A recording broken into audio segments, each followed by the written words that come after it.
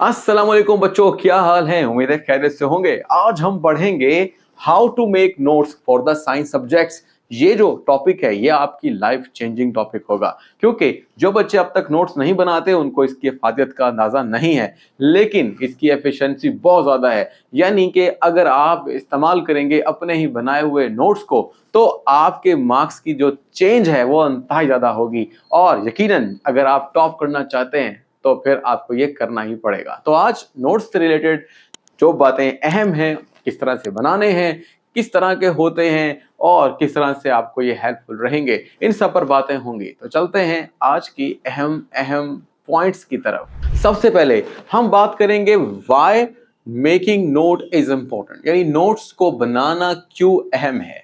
जैसे मैंने अभी समझाया कि नोट्स आपकी एफिशिएंसी को बहुत बढ़ा सकते हैं, लेकिन मैंने थोड़ी थोड़ी बातें जरा क्विक मैनर में रखी हैं ताकि आपके समझने में आसानी रहे। एक तो बात यह है कि आप क्विकली रिवाइज कर सकते हो। बहुत आसान सी बात हुई ना। जब आप नोट्स बनाओगे तो अब आपको पूरा पेज पढ़ने की जरूरत नहीं, बस आपको एक नजर देखने की जरूरत है और आप देखिएगा कि आपको सारा पेज चुटकियों में याद हो जाता है। फिर उसके बाद मेमोरी रिटेंशन, क्योंकि आप लिख रहे हो तो आप चूंकि सोचोगे, समझोगे, प्रोसेस करोगे, फिर लिखोगे ना, तो इसका मतलब है जितना प्रोसेस करोगे उतना आपके जहन में वो शय रह जाएगी जो चीज आप बना रहे हो। Save time during the board exam, और जब बोर्ड का एग्जाम होगा तो आपको एक दिन ही मिलेगा और उस एक दिन के अंदर अंदर आपको पूरी बुक रिवाइज करनी होगी, या मैक्सिमम 2 दिन मिल जाएंगे। तो पूरी बुक को एफिशिएंटली कैसे रिवाइज कर पाओगे? Through your notes. इसी तरीके से a student with good notes can revise an entire chapter in 10 to 15 minutes। भाई 10-15 मिनट मैक्सिमम, अगर बड़े से बड़ा चैप्टर भी है तो 20 मिनट में पूरा चैप्टर रिवाइज हो जाए, और क्या चाहिए आपको। तो ये तो बेसिकली फायदा था जो आप नोट्स के लिए इस्तेमाल कर रहे हो, यानी नोट्स बनाने पर। अब चलते हैं इसके बारे में मजीद समझते हैं। तो आगे बात ये है कि हम ये सीखेंगे कि नोट्स की टाइप्स कैसे होती हैं जो आपको सोच समझकर बनानी है। ऐसे नहीं कि जो मर्जी कुछ लिख दो, नो। आखिर इफेक्टिव नोट्स बना रहे हो तो एफिशिएंसी को अच्छा करने के लिए कुछ तो दिमाग में होना चाहिए ना, कि कोई चीज ऐसे तो नहीं लिख देनी। क्या सीखना है? तो सबसे पहले आपको एक बात समझानी चाहिए। Divide your science notes into 3 categories. अब ये जो कैटेगरीज हैं ये समझाते हैं आपको, और इसी की बेस पर ही आपका जो बोर्ड एग्जाम है वो शेड्यूल्ड होता है, यानी कि वो भी इसी तरीके से ही बनाया जाता है कैटेगरी वाइज। ठीक है, फिलहाल उसका जिक्र अब बाद में करेंगे, लेकिन अभी नोट्स के बारे में बात हो रही है। देखो ये आपको मुख्तलिफ किस्म के स्टिकी नोट्स नजर आ रहे हैं, टैग्स भी कहते हैं इनको। तो आपको अपने नोट्स में टैग्स का इस्तेमाल करना है। नोट्स का यानी नोट्स में ऐसी तरीके से ढूंढना कि फौरन आप उस चैप्टर पर पहुंच जाओ जिस चैप्टर को आपने देखना है। तो इस तरह से जैसे बुक के अंदर एक फहरिस्त होती है, इस तरह नोट्स पर भी आप अपनी फहरिस्त बना सकते हो। लेकिन मसला ये होता है कि नोट्स पूरी एक बुक की तरह नहीं होते, बल्कि कई छोटी छोटी या कह लें नोटबुक्स मिलकर आपके पूरे साल का बर्डन बनेगी। तो इसलिए आपको हर नोट बुक को जिस पे आप नोट्स डिजाइन कर रहे हो उसको ऑर्गेनाइज करना होगा। ठीक है, वो समझाते हैं कैसे, लेकिन इससे पहले नोट्स की टाइप सुनो कैसी है। नोट्स को हमने कुल 3 कैटेगरीज में डिवाइड किया है। नंबर 1 एक कॉन्सेप्ट नोट्स है। अब कॉन्सेप्ट नोट्स में जो बेसिकली आपने राइट करना होता है, यानी ये जरूरी नहीं है कि इनकी अलग अलग बुक्स बनानी है, ये एक ही बुक पर, नोटबुक पर बनाया जा सकता है, लेकिन उसको आपने पेज को या डिफरेंट पेजेस को इस तरह से सोचना है कि इस पेज पर या इस पेज के पार्ट पर ये लिखा है। क्या लिखा है? कॉन्सेप्ट लिखा है। कॉन्सेप्ट में आपको बेसिकली राइट करना है डेफिनेशंस, शॉर्ट एक्सप्लेनेशंस, थोड़ी थोड़ी मालूमात एंड की आइडियाज, यानी जो आपको पूरे चैप्टर के अंदर पढ़ना है। यानी मुकम्मल तफसील नहीं, बस एक ऐसा आइडिया जिसको देखते समझ में आ रहा है कि इस टॉपिक में कुछ ये होने वाला है। फिर use simple word, use your own language, यानी कोशिश करो, देखो आपके नोट्स ने चूंकि आपको फायदा देना है ना, तो अगर आप चाहते हैं तो अपनी लैंग्वेज में लिख सकते हो, ऐसी लैंग्वेज जिसको पढ़ते ही समझ में आए, अच्छा ये तो हमें आ गया। क्योंकि बुक को बार बार रीड कर कर अक्सर का लोग क्या करते हैं, बुक की वर्डिंग को इतना अच्छा अंडरस्टैंड नहीं कर पाते। टीचर जब समझा रहे होते हैं तो समझ में आ रहा होता है, लेकिन बाद में उस बुक को रीड करते हुए बहुत ही मुश्किल पेश आती है। तो वही चीज को दूर करने के लिए आपने अपनी सिंपल लैंग्वेज में लिखना है। ठीक है, नॉट कॉपीड लाइन, यानी एक कॉपी को देखकर, यानी नोटबुक्स को किसी और नोटबुक को या किसी बुक को देखकर एग्जैक्ट कॉपी नहीं करना, पढ़ना है, समझना है। ठीक है, उसके बाद खुद लिखना है, ये नहीं कि लिखे हुए को लिखना है। और एड एग्जाम्पल और टू एग्जाम्पल, वन एग्जाम्पल और टू, यानी एक छोटी ऐसी एग्जाम्पल लिखनी है जो आपको टीचर बताते हुए बता देता है, यानी पढ़ाते हुए बता देता है, और आपको लगता है कि ये हेल्पफुल रहेगा उस डेफिनेशन या शॉर्ट एक्सप्लेनेशन को याद रखने के लिए, तो वो एग्जाम्पल जरूर कोट करो। इस तरह आपकी जो डेफिनेशन है वो मजीद स्ट्रांग हो जाएगी। हेल्पफुल फॉर थ्योरी क्वेश्चंस, और कभी कभी क्वेश्चन जो बड़े होते हैं, थ्योरेटिकल क्वेश्चंस होते हैं, उन क्वेश्चंस को कूजे में बंद किया जाता है, मतलब बड़े सारे हिस्से को कुछ ऐसे तरीके से लिखा जाता है कि जब उसको पढ़ें तो आगे हेल्प मिलेगी। ठीक है, तो ये कॉन्सेप्ट है, यानी इसका मतलब ये है कि आपको सेंट्रल आइडिया दे रहा है, आपको बेसिक एक्सप्लेनेशन दे रहा है, एक छोटी एग्जांपल दे रहा है, ताकि आप फौरन ही उसको समझ लो। अगर आपको इतना समझ भी आ जाता है और आपको सारा कुछ अंदर से अच्छी तरह याद नहीं भी है बड़े हिस्से का, जो यानी समझिए थ्योरी का जो पार्ट है, तो फिर भी आप उसको लिखने के काबिल रहोगे, चाहे अपनी वर्डिंग में ही। तो ये देखो कितना मजबूत हिस्सा है। फिर आते हैं इस वाले पार्ट की तरफ। जो सेकंड हिस्सा है आपके नोट्स का, वो आपने न्यूमेरिकल नोट्स के तौर पर, जिसमें फिजिक्स केमिस्ट्री जो ज्यादा आती है तो उसमें न्यूमेरिकल्स भी आते हैं। तो न्यूमेरिकल्स को, जाहिर सी बात है, न्यूमेरिकल की कोई डेफिनेशन तो नहीं होती ना, तो फिर क्या करना है, right each formula separately with the name of quantities. देखो फॉर्मूला लिखना है, एक फॉर्मूला लिख सकते हैं D is equal to M/V। इस तरह लिखने से हो सकता है कि आप भूल जाओ, बाद फार्मूला बहुत इजी होते हैं, ऐसे लिख लो, लेकिन कोशिश करो कि क्वांटिटी लिखो साथ, कि भाई D for density, M for mass, V for volume. इस तरह से हमें बुक में अक्षरों का जब नोट्स में भी लिखना पड़ता है या सम टाइम एग्जाम में लिखना पड़ता है, तो मैं बड़े बड़े फार्मूला लिखने के बाद उसके बारे में लिखना होता है, डी ये है, एम ये है, वी ये है, एन ये है, मतलब सब कुछ एक्सप्लेन करना पड़ता है। तो इस तरह से लिखने का फायदा ये है कि आपको फर्दर एक्सप्लेन करना नहीं पड़ेगा, फार्मूला को ही लिख दिया। और कोशिश करो कि अगर क्वांटिटीज हैं आप और उसके साथ के यूनिट्स हैं तो यूनिट भी राइट कर लो। इस तरीके से आपको फार्मूलाज की पूरी लिस्ट मिलेगी, हर एक टॉपिक वाइज भी। और कोशिश कीजिएगा जब सारा चैप्टर कंप्लीट हो जाएगा तो आखिर के अंदर सारे फार्मूलाज को इकट्ठा करके लिखो। इस तरह आपको यह भी समझ में आएगा कि पूरे चैप्टर में कौन कौन से फार्मूलाज यूज हो रहे हैं और कहाँ कहाँ वो मुझे इस्तेमाल करने आते भी हैं या नहीं आते। तो फार्मूलाज को लिखो। इंक्लूड 1 to 2 सॉल्व एग्जाम्पल, कोशिश करो कि उस फार्मूला से रिलेटेड कोई एग्जाम्पल यानी न्यूमेरिकल हल हुआ हो। Note common mistake student make, और ऐसा भी होता है कि कभी कभी आप फार्मूला लगाते हुए कुछ मिस्टेक कर लेते हो, फिर दोबारा भी, यानी एक दो मिस्टेक बार बार रिपीट हो रही होती है। या आप देखते हो कि क्लासरूम के अंदर क्या होता है, पेपर जब रिटर्न होता है टीचर की तरफ से तो उसमें कुछ कॉमन मिस्टेक्स होती हैं, आप थोड़ा सा नजर किया करो कौन सी मिस्टेक कौन कर रहा है, जो अच्छे बच्चों की देख लीजिएगा। तो वो मिस्टेक ज़हन में रखनी है, क्योंकि वो मिस्टेक आप भी कर सकते हो। तो वो मिस्टेक जब आप ध्यान कर लोगे उनका तो फिर आपसे नहीं होंगी। तो ये मिस्टेक्स को भी दिमाग में रखना है, यानी न्यूमेरिकल बेसिकली करते हुए कहीं पर हो सकता है कि मल्टीप्लाई पहले करना हो और आप जो है वो प्लस या एडिशन पहले कर लो, हो सकता है कि कहीं पर ब्रैकेट्स का इस्तेमाल हो, आप उसको नज़रअंदाज कर दो, तो ये आपने एहतियात करनी है। इस तरह से जो फाइनल आंसर है वो चेंज हो जाता है। अच्छा आगे देखो, डायग्राम नोट्स। अब ये एक तरह के और नोट्स हैं, ये कब काम आएंगे, ये बायोलॉजी में काम आएंगे, फिजिक्स की डायग्राम बनाते हुए काम आएंगे। तो आपने एक तो डायग्राम बनानी है, ऊपर से लेबल्ड भी करनी है, अच्छे तरीके से साफ सुथरी बनानी है। शुरू शुरू में कोशिश करनी है जितनी आप ज्यादा वक्त लगाकर खूबसूरत डायग्राम बनाओ और लेबल करो, जितना ज्यादा टाइम दोगे प्रोसेस करोगे वो डायग्राम आपके लिए बाद में बनाना उतना ही आसान हो जाएगी। तो यही बात लिखी है। इसके बाद वो लिखता है यूज कलर पेंसिल और मार्कर्स फॉर क्लैरिटी, यानी आपको उस डायग्राम से मोहब्बत करनी है, उसको कलरफुल बनाना है, उसको खूबसूरत बनाकर अपने आप को हमेशा प्रेजेंट करना है। दूसरा भी कोई देखे तो खुश हो जाए कि भाई वाह क्या कमाल मेहनत की हुई है। और जब आप भी देखें तो ये चीज असल में खूबसूरती की कोई एग्जाम के अंदर कोई मसला नहीं है कि एग्जाम में खूबसूरत बनाना या नहीं।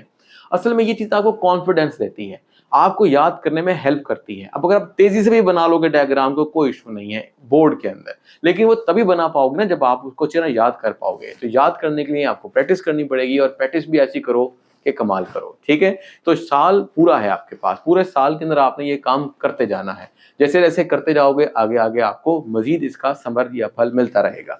अब चलते हैं अगली बात की तरफ। वो क्या है, वो ये है कि how to start making notes. अब नोट्स बनाने शुरू कैसे करने हैं, क्या तरीकाकार होगा। तो लिखते हैं step 1, read the textbook carefully once. कम से कम जो टॉपिक आप टीचर आपको पढ़ा रहे हैं या हमसे पढ़ रहे हो जैसे, उसको टॉपिक को पढ़ना है, बुक से भी पढ़ना है। समझ जितनी भी आती है वो एक अलग बात है, बस एक दफा रीड करना है।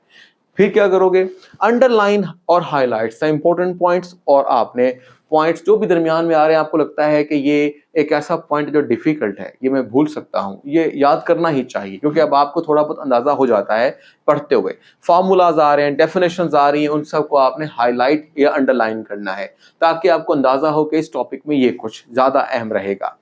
टीचर भी बताएंगे आपको, मैं भी बताऊंगा आपको जब आप पढ़ेंगे, तो साथ साथ काम करते आना है। नंबर स्टेप 3 फिर लिखता है open a separate notebook and start writing in your own words. पहले आपने समझ लेना है, पहले आपने समझ लेना है, टीचर से बुक से पढ़ लेना है। अब आपने थोड़ा सा रिलैक्स करना है, ताकि ऑर्गेनाइज करें और कुछ नहीं सोचना, उसी के बारे में सोचना है। सर ने क्या कहा, बुक ने क्या लिखा, हमें क्या करना चाहिए। अब जो कुछ दिमाग में आ रहा है ना, उसको एक पहले रफली लिख लो। शुरू शुरू में थोड़ा सा ये होता ही है कि आपको एकदम से सब कुछ समझ नहीं आता, गलतियां हो जाती हैं, तो इसलिए नोट्स को क्लीन रखने के लिए आप एक रफ पेज पर लिख लो कि मुझे ये समझ में आया, ये मेरी वर्डिंग है, तो फिर आपने उसको नीटली लिख लेना है।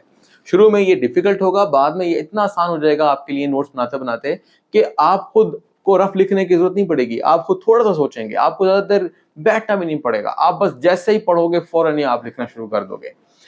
Leave space between the topics for the later addition, यानी इसका मतलब ये है कि आपको जगह भी छोड़नी है। आपको लगे कि यार ये मुझे समझ नहीं आ रहा पॉइंट, या अभी यहां पर मजीद कुछ आने का इम्कान है, आपने वो जगह छोड़ देनी है। जैसे आप रिवाइज करोगे, दोबारा से बुक को पढ़ोगे, टीचर पढ़ाएंगे, टेस्ट होंगे, तो जो कमियां होंगी वो आपने उस स्पेस में फिल करनी है। यूज हेडिंग, बुलेट्स और नंबरिंग इस्तेमाल करने, जैसे मैंने ये इस्तेमाल किए हुए हैं, यानी स्टेप 1, स्टेप 2 या नंबर 1, नंबर 2, बुलेट्स का इस्तेमाल या 1 2 3 का इस्तेमाल एक्चुअली आपको बताता है कि यहाँ इस टॉपिक में फला जगह पर कितने पॉइंट्स हैं। तो जब आप एग्जाम में लिख रहे होंगे तो आपको हेडिंग्स बताएंगी कि ये तरतीब इस तरह से है, और हर हेडिंग में बुलेट्स बताएंगे कि हर हेडिंग के 2 पॉइंट्स हैं।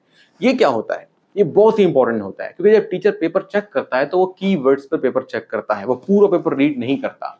उसकी आंखों के सामने वो अल्फाज होने चाहिए जो एग्जामिनर सोच रहा है कि ये लिखेगा बच्चा तो नंबर पूरे दूंगा। तो चूंकि आपने हर चीज बुलेट्स में या पॉइंट्स में लिखी होगी, तो फौरन वो पॉइंट्स उसके सामने चले जाएंगे और वो आपको नंबर पूरे दे देगा। जबकि आप पैराग्राफ में ज्यादा लिखोगे, बातों को छुपा छुपा के, होंगी सही बातें लेकिन छुपा के लिखी हुई होंगी, हो सकता है कि वो, क्योंकि वो ढूंढ नहीं रहा, वो ढूंढने नहीं आया, वो जस्ट थोड़ा सा गो थ्रू करने आया है टीचर और चेक करने आया है, तो आपको उसको खुद अपनी वो तमाम चीजें देनी है, बजाय इसके कि बड़े पैराग्राफ लिख के चीजों को छुपा दिया जाए। तो ये थोड़ा सा समझने का फायदा है। अब लिखते हैं, एक टिप भी दी गई है यहाँ पे, write with a neat hand, यानी कि आप उसमें सीरियस हैं जो काम आप कर रहे हैं। इसका मतलब ये है, ये नहीं कि आपके हाथ बैक्टीरिया से साफ हो जाएंगे तो नोट्स में बैक्टीरिया नहीं लगेंगे, ऐसा नहीं, मतलब आपकी एक सीरियसनेस वहां पर दिख रही है।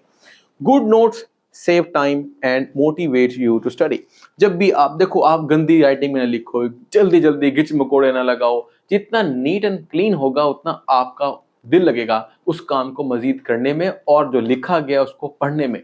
इवन कि किसी को अगर आप शो भी करते हो तो आपको ज्यादा अच्छा लगेगा, वरना गंदी राइटिंग में लिखा हुआ आप कहोगे बस ठीक है यार लिख दिया था मैंने, ओके हो गया बात। तो बात ये नहीं है। और जितना आप इस पर वर्क करोगे, काम करोगे, दिल करेगा आपको मजीद करने को। देखो कभी कभी ऐसा होता है कि टीचर ने पढ़ाया होता है, आपको हर रोज तो काम तो करना है। अब होता यह है कि आप तो चाह रहे होते हैं पढ़ना, लेकिन दिल नहीं कर रहा होता, यानी कि आपका दिल नहीं कर रहा है भाई आज काम नहीं करना, क्योंकि याद करना जरा डिफिकल्ट टास्क हो जाता है जब इंसान थोड़ा तौर पर, जहनी तौर पर जरा किसी और स्टेट में हो।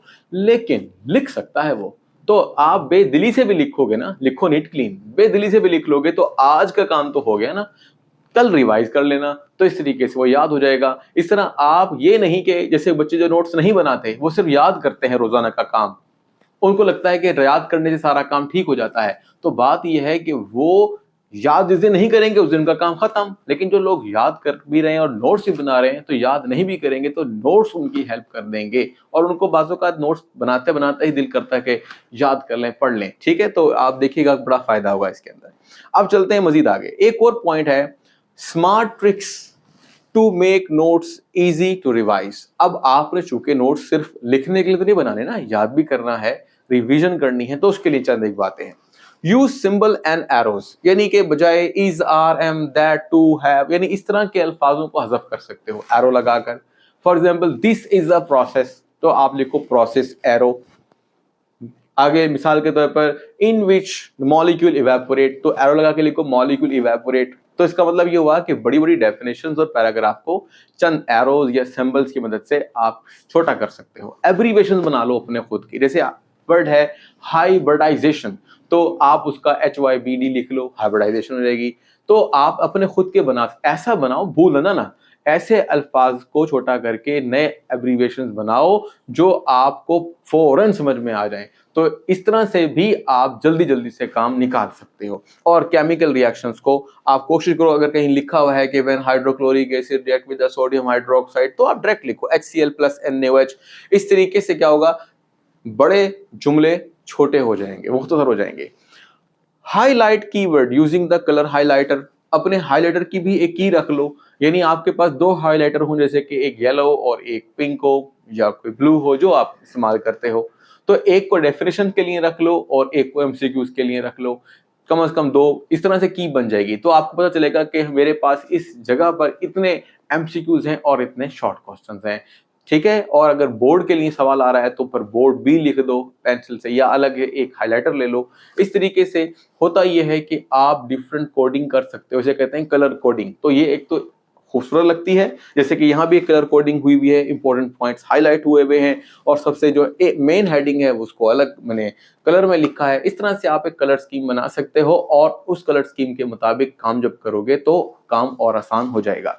फिर लिखता है राइट इंपॉर्टेंट बोर्ड या important for the board, IB लिख दो, चलो इंपॉर्टेंट बोर्ड। या जैसे लिखते हो ना short question, short SQ, MCQ, इस तरह से लिखो। तो जो सिर्फ शॉर्ट क्वेश्चन है, जो बोर्ड शॉर्ट क्वेश्चन है, जो एंट्री टेस्ट का शॉर्ट क्वेश्चन है, उन सबको अलग अलग रखो। For each chapter make a summary, एक समरी बनाओ। समरी पेज कब बनाते हो, जब चैप्टर एंड कर लेते हो, यानी पूरे नोट्स का या उस चैप्टर का खुलासा एक पेज पर बनाना, जैसे मैंने शुरू में कहा था। और उस पेज को सबसे आखिर में, वो आपके नोटबुक के आखिर में खुद ही लगा हुआ होगा। और कुछ बच्चे अगर बुक के साथ ये छेड़खानी कर रहे हैं, बुक पे सारा काम कर रहे होते हैं, कुछ लोग ऐसे भी होते हैं, तो वो बुक के हर चैप्टर के एंड में अपना एक समरी नोट्स लगाएं, जो कि 1 पेज 2 पेज या 3 पेज पर मुश्तमिल हो मैक्सिमम, जिसमें फार्मूलाज अलग, कॉन्सेप्ट अलग, वगैरह वगैरह। तो ये थोड़ा सा डिफिकल्ट टास्क रहता है, क्योंकि ये पूरे चैप्टर का इकट्ठा बनता है। लेकिन आप नोट्स के बना रहे हैं, तो बस आप नोट्स को बनाते बनाते जब लास्ट टॉपिक खत्म होंगे चैप्टर के, तो चैप्टर के एक पूरा खुलासा लिखकर आपने फिर लिख देना है 1 2 3 पेज लगाकर, ताकि आपका वो चैप्टर अब क्या होगा 5 7 10 मिनट में तैयार होने वाला है, ठीक है। तो ये चीज आपने दिमाग में रखते हुए समरी बनानी है। कीप सेपरेट स्टिकी नोट्स लिख लें। स्टिकी नोट्स क्या होते हैं वो शुरू में मैंने दिखाए थे आपको, आपको पता ही होंगे। तो स्टिकी नोट्स भी होते हैं, उसमें कुछ टैग्स भी होते हैं, तो उनका इस्तेमाल करें जहां पर आपको कंफ्यूजन है, ताकि अगले दिन जाके आप टीचर से पता कर लो, सर ये वाला पॉइंट मुझे समझ में नहीं आया है, ठीक है। तो इस तरीके से आपने तैयारी करनी है। अब चलते हैं अगले पॉइंट की तरफ।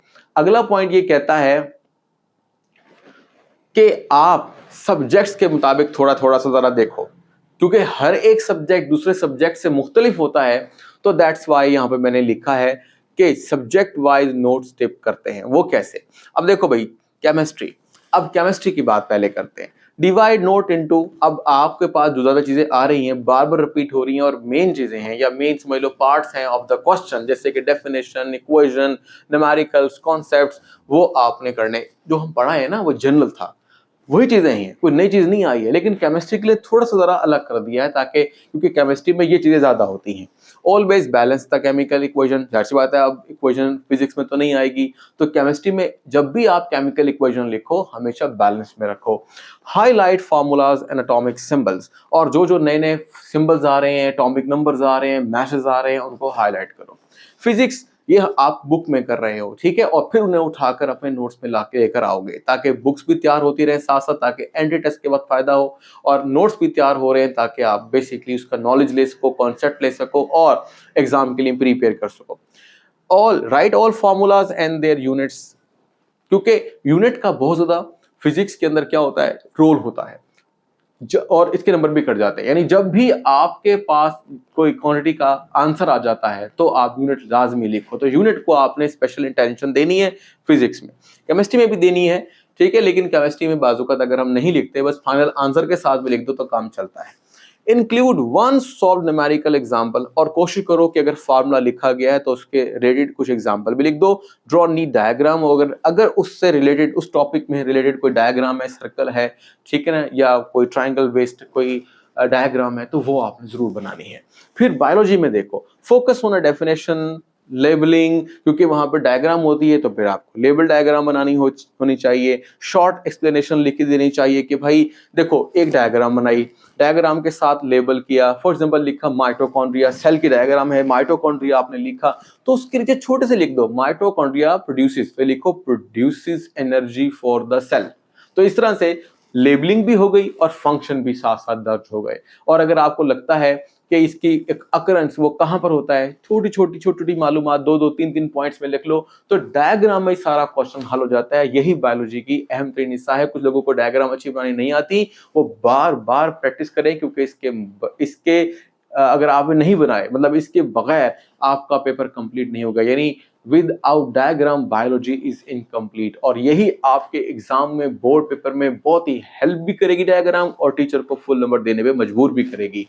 इसके बाद राइट फंक्शंस डिफरेंसेस, जैसे मैंने लिख दिया है, अगर जाइलम फ्लोएम आप बता रहे हो तो लिख दो कि जाइलम फ्लोएम क्या काम करते हैं, वाटर ट्रांसपोर्ट और फूड ट्रांसपोर्ट की biological terms and spelling correct. और बायोलॉजी में अक्सर कुछ ऐसे स्पेलिंग्स होते हैं जो वर्ड ऐसे मतलब होते हैं कि जो बोलने में तो और होते हैं, लेकिन उनके स्पेलिंग थोड़े से डिफरेंट होते हैं, ठीक है। तो जैसे अमीबा है, उसमें कुछ चीजें आपको लगता है अगर आप सिर्फ अमीबा लिखोगे तो काम नहीं चलेगा।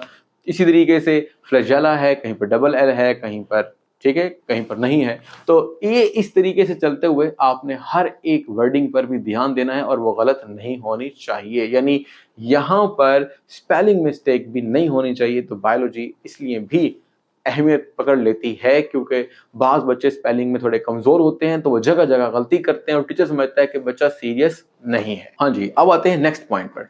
नेक्स्ट पॉइंट कहता है maintain a regular note making schedule. Schedule भी बोल सकते हैं, शेड्यूल भी बोल सकते हैं।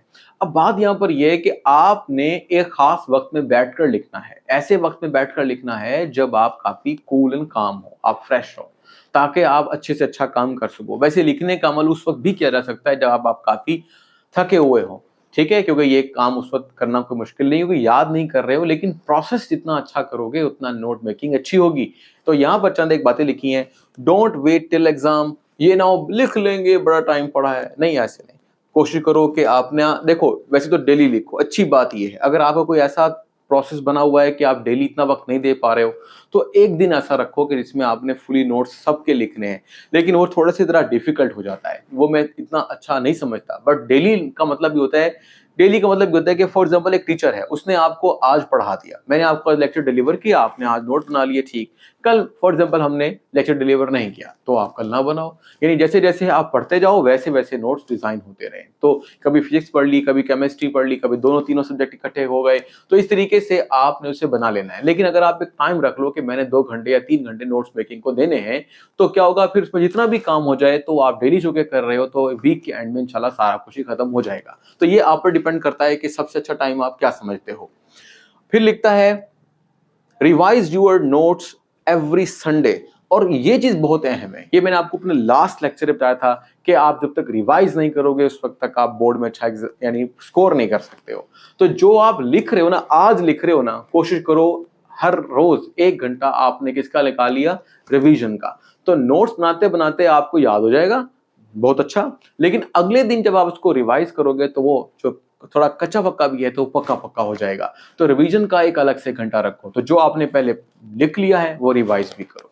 फिर आगे लिखता है कीप अ फाइल और फोल्डर टू ऑर्गेनाइज। देखो ये एक तरह की ऑर्गेनाइजेशन है। बास ये मैंने एक बुक आपके सामने रखी है, इस तरह की बुक्स मिलती हैं, उसमें अलग अलग सेक्शंस होते हैं। अगर आपके पास ऐसी नोटबुक्स नहीं है तो फिर आप क्या करेंगे, फिर आप अलग अलग मतलब रजिस्टर ले लें, उस पर फिजिक्स का अलग, बायो का अलग, केमिस्ट्री का अलग, उस पर काम कर लें।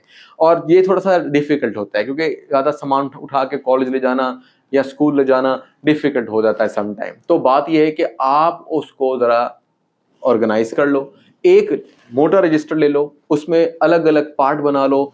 चूंकि सारे के सारे रजिस्टर एक साथ जाएंगे तो फिर वो टूटेंगे, फूटेंगे, खराब हो जाएंगे। तो इसका तरीका यही है कि आप एक रखो, अच्छी वाली रखो, बाइंडिंग के साथ, अंदर से पेज खराब ना हो, जो 2-3 साल आसानी से चले, ठीक है ना, ये जरूरी है। तो फिर आपने अंदर वाले पेजेस पे लिखते जाना है, टैग करते जाना है, फहरिस्त बनाते जानी है, ताकि आपको यूं लगे जैसे आप भी एक बुक लिख रहे हो और ढूंढने में डिफिकल्टी ना हो कि लिखा कहाँ था। तो ये ऑर्गेनाइजेशन बताई गई है, तो इसको हम फोल्डर भी कहते हैं, ठीक है। और अगर आप फाइल्स बनाते हैं, ऐसा होता है बच्चे, वैसे हमारे यहाँ पे कम होता है कि वो अपने वो टैब्स होते हैं, उन टैब के ऊपर सारा कुछ लिखते हैं। तो अब वैसे हैं तो फाइल्स को अपने एहतियात से रखें, वो गुम ना हो जाए, एक खास तरीके से तरतीब के साथ रखें।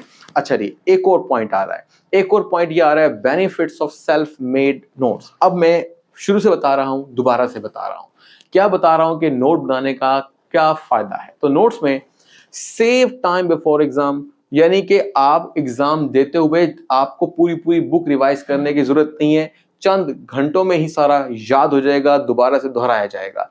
Builds deep understanding of each topic, चूंकि हर टॉपिक पे आपने काम किया है तो आपका टॉपिक अच्छा हो जाएगा याद करने में। Increases writing speed and confidence, आपका कॉन्फिडेंस बढ़ेगा, चूंकि आप सारी बुक लिख चुके हो तो राइटिंग अच्छी हो जाएगी, एग्जाम के अंदर लिखते हुए भी मजा आएगा और स्पीडीली लिख सकोगे। Reduce dependency on the guest paper और ट्यूशन नोट्स, आपको अलग अलग नोट्स किसी के उठा उठा के याद लेकर आओ, भाई आप दे दो, सर से ले जाते हैं, फला चीज बनाई, कभी छुट्टी कर ली तो फिर वो गायब हो गई, चीजें नहीं मिल सकी आपको, तो ऐसा मसला नहीं होगा क्योंकि आपके अपने नोट्स जो हैं। और help you score higher in both short and long questions, यानी आप चाहे छोटे क्वेश्चन लिखो या बड़े, हर जगह पर आप इजीली उसको अटेम्प्ट कर सकते हो। और यहां पर आपके लिए एक छोटी सी बात मैं और कह रहा हूं, वो क्या है, कीप इन माइंड में ये वाली बात आपके दिमाग में रखवाना चाहता हूं कि जैसे एक वॉरियर के वेपन्स होते हैं और वो जाके लड़ता है और जंग जीतता है, इस तरह स्टूडेंट भी एक वॉरियर की तरह है, जो साल के शुरू में शुरू करेगा और साल के एंड में वो एक बेहतरीन वॉरियर बन जाएगा। उसने तलवार तो नहीं चलानी, जाहिर सी बात है, फिर क्या चलानी है, उसके पास क्या, उसके पास है, उसके पास अपने वो नोट्स हैं जो उसने पूरे साल में प्रीपेयर किए हैं, और इसी की वजह से वो एमसीक्यू हल करेगा, शॉर्ट क्वेश्चन को क्रैक कर देगा, लॉन्ग क्वेश्चन की ऐसी तैसी कर देगा। मतलब जंग तो नहीं होगी एग्जाम के अंदर, लेकिन ये जंग की तरह ही है। यानी इसका मतलब है अगर आपका वेपन ही अच्छा नहीं है तो फिर आप जंग कैसे लड़ोगे, आप अपने पेपर को कैसे क्रैक करोगे। तो ये अपने दिमाग में रखो, चूंकि ये आपने खुद बनाए हैं, ये आपके हाथ और दिमाग दोनों को तेज करके आए हैं, इसलिए आपको अपने अपने वेपन्स को चलाने में ज्यादा ट्रेनिंग हासिल हुई है।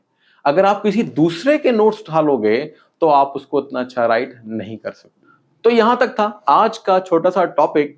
एक बात याद रखो कि हमारी कम्युनिटी का बड़ा होना बहुत जरूरी है, ताकि मोर क्वेश्चंस होंगे तो मोर आंसर्स होंगे, ज्यादा सीखने का मौका मिलेगा। तो अभी ये हमारा चैनल क्रिएट हुआ है, ये मैट्रिक क्लास के लिए बनाया गया है और मेरे एक्सपीरियंस का आप उठा सकते हैं फायदा, और मैं आपको बहुत सारा नॉलेज आगे देने वाला हूं। मैं कोशिश करूंगा कि बायोलॉजी और केमिस्ट्री को बेहतरीन तरीके से आगे लेकर चलूं, लेकिन आपने जो करना है अभी वो यही है कि आप खुद सब्सक्राइब करें, दूसरे बच्चों को भी कहें, कम से कम हर बच्चा 5-10 सब्सक्राइबर जरूर उनको लेकर आए। जितनी बड़ी कम्युनिटी बनना शुरू हो जाएगी उतना फायदा होगा। अपने जो दोस्त हैं उन तक ये मैसेज शेयर कर दें, और जो आपके कजन्स वगैरह हैं, क्लास फेलोज हैं, उन तक भी ये पैगाम पहुंचा दें। ये इंतहाई ज़रूरी पैगाम है, क्योंकि जब तक कम्युनिटी का स्ट्रॉन्ग बिल्ड हुआ, एक चैनल नहीं होगा उस वक्त तक उसका फ़ायदा नहीं होगा, क्योंकि टीचर भी करेज नहीं रहेगा, वो उसको सीखेगा या समझेगा कि भाई मुझे तो कोई पढ़ ही नहीं रहा, मुझसे कोई सीखना चाहता ही नहीं है, तो फिर वो क्यों आगे मेहनत करेगा। तो इसलिए आपको इस कम्युनिटी को बिल्ड करना ही है। तो अब तक के लिए अल्लाह हाफिज़, अपना ख्याल रखिएगा।